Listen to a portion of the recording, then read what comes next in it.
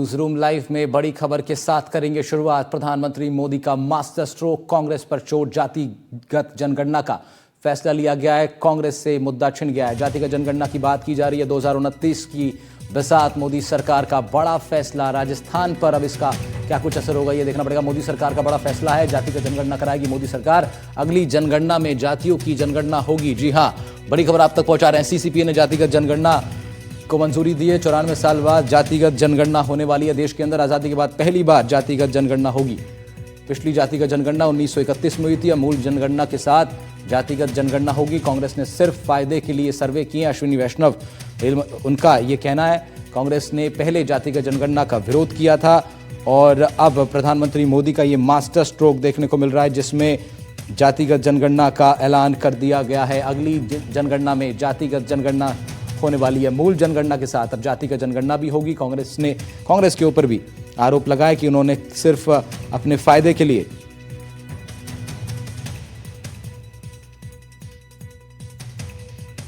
सर्वे किए थे और अब प्रधानमंत्री मोदी का ये मास्टर स्ट्रोक जो सामने आ रहा है, जिसमें जातिगत जनगणना कराने का फैसला लिया गया है अगली जनगणना में।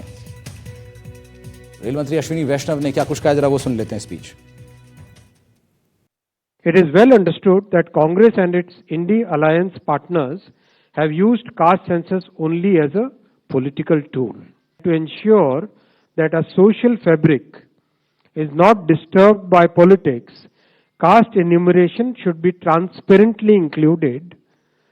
I'm emphasizing the word transparently included in the census instead of surveys. This will strengthen the social and economic structure of our society while the nation continues to progress. Under the leadership of our Prime Minister Shri Narendra Modi ji, the Cabinet Committee of Political Affairs has decided today, that is 30th April 2025, that caste enumeration should be included in the forthcoming census.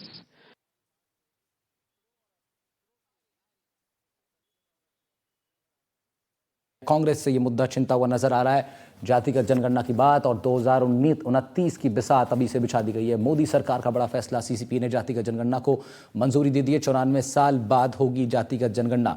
2011 सामाजिक आर्थिक जनगणना होने वाली है और इस वक्त देश की ये सबसे बड़ी खबर, जातिगत जनगणना का फैसला लिया गया है। मोदी का मास्टर स्ट्रोक, कांग्रेस पर चोट। 1931 में आखिरी बार जातिगत जनगणना देश के अंदर हुई थी और अब फिर एक बार जातिगत जनगणना का फैसला लिया गया है। हर्षा कुमारी सिंह हमारी सहयोगी हमारे साथ जुड़ रही हैं लाइव, उनका रुख कर लेते हैं। हर्षा रेजिडेंट एडिटर है हमारी, उनका रुख करेंगे। हर्षा, जातिगत जनगणना का फैसला, प्रधानमंत्री का मास्टर स्ट्रोक इसको कहा जा रहा है, क्यों कहा जा रहा है इसको मास्टर स्ट्रोक? क्या कुछ इससे फर्क पड़ेगा पूरे सिस्टम पर और क्या बदलाव इससे आ सकते हैं? क्या इसका महत्व है? 94 साल बाद अब जातिगत जनगणना, क्यों ये इतना बड़ा मुद्दा है, समझाइए जरा। देखिए, सबसे बड़ा मुद्दा राजस्थान में आज की डेट में कास्ट है और कास्ट ना सिर्फ पॉलिटिकल इलेक्शंस के लिए इम्पॉर्टेंट है, जॉब्स के लिए इम्पॉर्टेंट है, रिजर्वेशन के लिए इम्पॉर्टेंट है और गांव में जो सोशल डायनामिक्स है उसको लेकर इम्पॉर्टेंट है। हर गांव में शहर में जो जाति है, अब वो ज़्यादातर कास्ट असर्शन हम देखते आ रहे हैं। अब क्यों इम्पॉर्टेंट है जातिगत जनगणना? आपको याद होगा कि 2023 में अशोक गहलोत ने बांसवाड़ा में एक रैली में, जब वर्ल्ड ट्राइबल डे था और राहुल गांधी भी थे, अशोक गहलोत ने कहा था कि राजस्थान में अगर वो जीत के आएंगे तो वो कास्ट सेंसस करवाएंगे और उन्होंने पहले कास्ट सर्वे की बात रखी थी, क्योंकि राजस्थान में जो 50% से ज़्यादा जो पॉपुलेशन है वो ओबीसी है और उसमें भी अशोक गहलोत ने ओबीसी का भी जो दायरा था वो बढ़ाया था। तो इसमें क्या होता है कि देखिए, आप जानते हैं कि राजस्थान में जो एजिटेशंस हुए हैं, जैसे गुर्जर एजिटेशन हुआ है रिजर्वेशन के लिए, गुर्जरों को भी ओबीसी का दर्जा है, जाट जो समुदाय है उनको भी ओबीसी का दर्जा है और गुर्जर कहते हैं कि जो ओबीसी का दर्जा है उसमें रिजर्वेशन की जो रोटी है वो जाट समुदाय ले जाते हैं, हमको नहीं मिल रहा है, तो हमें आप एसटी में डाल दीजिए। जब एसटी में वो जाना चाह रहे थे तो जो एसटी में जो प्रबल जातियाँ थी उन्होंने कहा था कि इनको हम एसटी में नहीं आने देंगे। तो इस तरह के जो रिजर्वेशन मूवमेंट्स हुए हैं कास्ट को लेकर, इससे क्लियर है कि आज की डेट में जो सोशल डायनामिक्स है, जो जॉब्स का मुद्दा है, सोशल अपॉर्चुनिटीज़ और समाज में आगे बढ़ने का मुद्दा है, वो कास्ट से जुड़ा हुआ है। अब इसमें क्या है कि अगर आप पॉलिटिकल रिप्रेजेंटेशन भी देखेंगे तो within the caste also conflict रहता है, विद इन ओबीसी कॉन्फ्लिक्ट रहता है। अगर एससी के लिए सीट रिजर्व्ड है तो एससी में भी कॉन्फ्लिक्ट रहता है।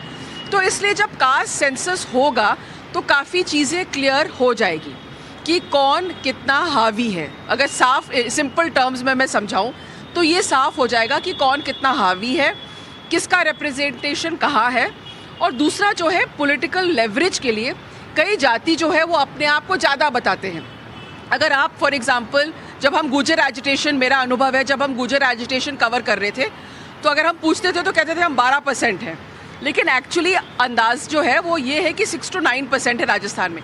अगर कास्ट सेंसस हो जाएगा तो क्लियर हो जाएगा कि उनका एक्चुअली कितना रिप्रेजेंटेशन है, किस पॉकेट्स में उनका रिप्रेजेंटेशन है।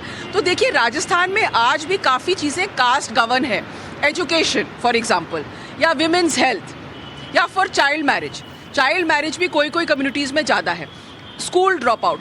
तो गवर्नेंस के पॉइंट से भी कास्ट अगर सेंसस होएगा तो आपको पता भी चल जाएगा कि यहाँ पर कहाँ पर किस टाइप का इंटरवेंशन की भी ज़रूरत है।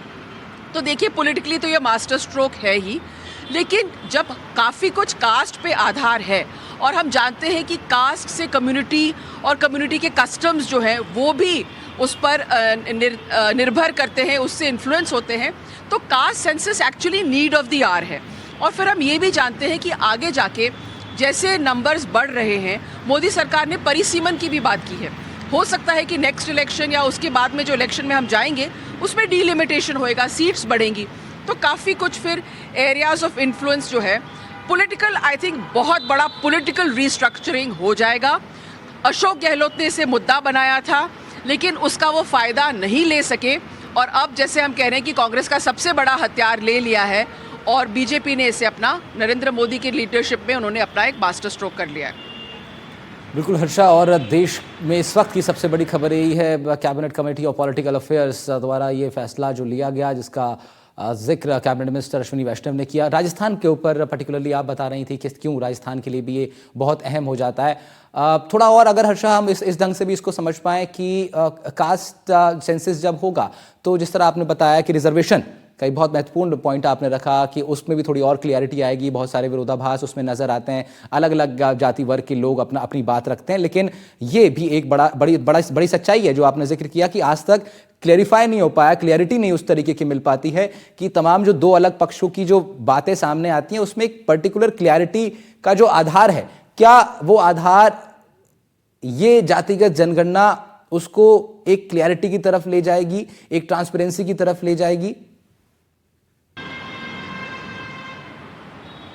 जी बिल्कुल, मैं आपको एक उदाहरण से समझाती हूँ। फॉर एग्जाम्पल जो शेड्यूल्ड ट्राइब्स में रिजर्वेशन है उसमें जो मीणा जाति है वो रिजर्वेशन का पूरा पाए वो ले जाते हैं। अगर आप देखेंगे IAS, IPS, RAS, clerical staff, जो मीणा जाति है वो बहुत ही प्रबल जाति है।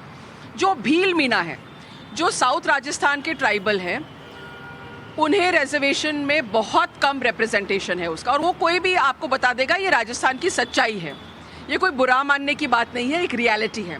जब आपका कास्ट सेंसस होगा तो आपका ये सारी चीज़ें क्लियर हो जाएंगी। वो सिर्फ एक बिग ग्रुप नहीं होगा, शेड्यूल्ड ट्राइब ही ग्रुप नहीं होगा, शेड्यूल्ड ट्राइब के जो सब ग्रुप्स हैं और शेड्यूल्ड ट्राइब में किन लोगों ने रिजर्वेशन का फ़ायदा उठाया है, किन लोगों को रिजर्वेशन का लाभ मिला है, किन लोगों की जीवन शैली में फ़र्क आया है और किन लोगों की जीवन शैली में नहीं आया है। हम आज भी जानते हैं कि ट्राइबल एरियाज़ में जो ट्राइबल्स के लिए रिजर्व्ड सीट है उसमें आज भी बैकलॉग चल रहा है, उसमें जो जिन लोगों की भर्तियां होनी चाहिए वो नहीं हो पा रही हैं। बहुत लंबे टाइम से जो सर्टन पार्टीज़ है वहाँ पे साउथ राजस्थान में, वो कब से कह रहे हैं कि भाई हमारा जो कोटा है, हमारे लिए जो सीट्स रिजर्व करी हुई हैं उसको आप भरिए, लेकिन नहीं भर पा रहे हैं क्योंकि कभी कभी एलिजिबल कैंडिडेट्स नहीं मिल पाएंगे। क्यों नहीं मिल पाते? क्योंकि एजुकेशनल क्वालिफिकेशन नहीं है। तो मैं आपको उदाहरण की तरफ से समझाना चाहती हूँ कि जब कास्ट सेंसस होगा तो ये सारी चीज़ें क्लियर हो जाएंगी कि भाई इनको कितना रिप्रेजेंटेशन मिला है, इनके लोग कितने हैं, नंबर्स कितने हैं। और साथ जब सेंसस होता है तो सिर्फ वो नंबर्स ही नहीं गिनते हैं, वो educational standard, representation, family health data, वो सब आता है। वो सब कास्ट सेंसस से जुड़ के आगे से आगे आता है। सो फॉर एग्जांपल अगर हम देखें सिंपल थिंग, मैल नरिशमेंट, कितना मैल नरिशमेंट है ट्राइबल ग्रुप्स में और ट्राइबल सब ग्रुप्स में कितने सबसे ज़्यादा मैल नरिशमेंट कहाँ है। तो अगर मैं आपको डेटा इस तरह से समझाऊं तो आपको समझ आ जाएगा कि caste census actually big game changer है for governance and for political identity. Harsha, Congress से ये मुद्दा छिन गया, ऐसी भी बात अब सामने आ रही है, चर्चा अब क्योंकि अश्विनी वैष्णव ने बयान दिया, उन्होंने कहा कि कांग्रेस अपने फायदे के लिए ये सब बातें किया करती थी। कांग्रेस के संदर्भ में क्यों इसको ऐसा माना जा रहा है कि कांग्रेस से ये मुद्दा छिन गया है और कांग्रेस पर प्रहार करते हुए नजर आए अश्विनी वैष्णव भी? देखिए, आप जानते हैं कि अशोक गहलोत जो है शायद राजस्थान के सबसे सीजन्ड पॉलिटिशियन है, तो उनको राजस्थान की नर्व्स पता है। और जब वो पिछला इलेक्शन लड़ रहे थे तो उनके सामने बहुत बड़ी चुनौतियाँ थी और सबसे बड़ी चुनौती थी उनकी खुद की एंटी इनकम्बेंसी, क्योंकि वो जानते थे कि रिवॉल्विंग डोर ऑफ पॉलिटिक्स में एक बार BJP in and out, so Congress out, BJP in, Congress in, BJP out. तो उनको मालूम था कि ये होता है राजस्थान में। अब उसके लिए उन्होंने कई स्ट्रैटेजीज करी थी। सोशल वेलफेयर एक स्ट्रैटेजी थी, लेकिन उन्होंने देखा कि अगर मैं कास्ट को अपील करूं तो हो सकता है काफ़ी बड़ा वोट शेयर मेरे पास आ जाएगा। और ठीक ठाक किया है कांग्रेस में। अगर हम देखें कि पिछले चुनाव में कांग्रेस की जो 70+ सीट्स थी वो एक सम्मानजनक हार हम मानते हैं राजस्थान में। तो इसलिए जो कांग्रेस का मुद्दा था कास्ट का, क्योंकि देखिए बीजेपी का जो जेनेसिस है ना, वो शुरू से कमंडल का बोलते आइए, मंडल की जगह कमंडल, यानी कि everyone comes together in the larger Hindu fold, है ना। वो उनका प्रयास यही रहा है, उनकी आइडियोलॉजी रही है कि कास्ट कुछ नहीं है सोसाइटी में, हम लोग सब लार्जर हिंदू फोल्ड में आते हैं। कांग्रेस ने देखा है कि जो कास्ट का जो डायनामिक्स है, जो ब्रास ट्रैक्स है, उसको छोटे छोटे कास्ट कैलकुलेशंस, कास्ट मैथमेटिक्स करो तो पॉलिटिकली वो फ़ायदेमंद रहता है। तो इसलिए कांग्रेस के लिए ये मुद्दा था और ये मुद्दा आप छीन लिया है। और कहीं ना कहीं जब बीजेपी ने कास्ट सेंसस की बात करी है तो इमीडिएटली सब लोगों पे अपील करेगी। अगर आप कोई भरतपुर संभाग में आप एक माली कास्ट के हैं, आपने रिजर्वेशन की मांग करी, अब आप कहेंगे देखो अब सेंसस होगा और हमको रिजर्वेशन मिल सकता है। तो ये जो है ना, ये हर जहाँ पर कास्ट आइडेंटिटी बहुत स्ट्रांग है, खासकर जैसे राजस्थान फ्यूडल जैसे स्टेट में, तो आप इमीडिएटली आप हर आदमी की नर्व्स को आपने पकड़ लिया है बाय अनाउंसिंग अ कास्ट सेंसस। हर्षा, बहुत शुक्रिया आपका तमाम जानकारी के लिए। फिर जुड़ेंगे आपके साथ और इस बेहद अहम मुद्दे पर करेंगे चर्चा। हर्षा से लेंगे ज़्यादा जानकारी। फिलहाल